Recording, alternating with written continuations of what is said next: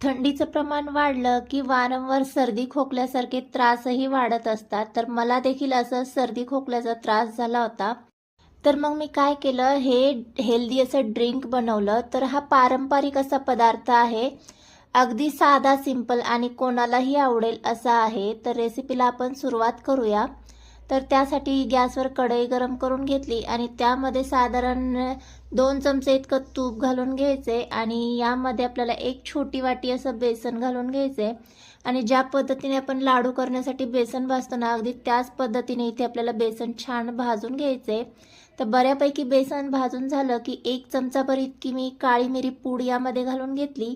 आता हे छान सगळं आपल्याला मिक्स करतच जायचंय. ड्रायनट्स आवडीनुसार घालून घ्यायचे. इथे मी चारोळे आणि बदामाचे काप घालून घेतलेत. ते सुद्धा छान तुपामध्ये आपल्याला भाजून घ्यायचे. आता बऱ्यापैकी इथे बेसनाचा जो आहे तो कलर चेंज झालेला आहे.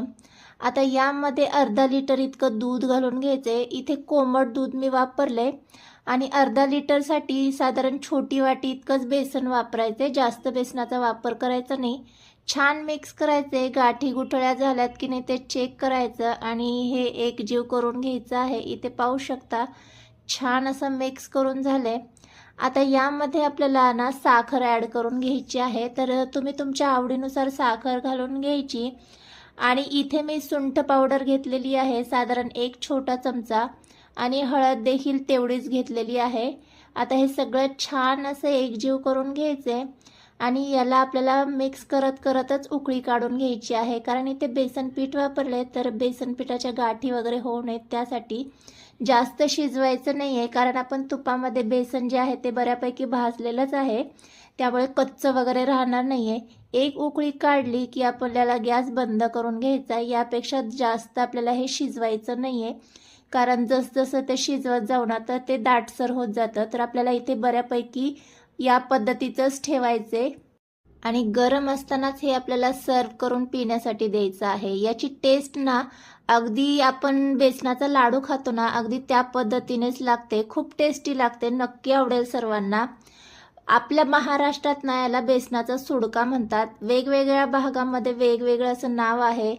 बरेच जण याला बेसनाचा शिरा देखील म्हणतात, कारण ते थोडंसं थिक करून घेतात, म्हणजे अगदी शिऱ्याप्रमाणे करून घेतात, त्यामुळे याला बेसनाचा शिरा देखील म्हणतात.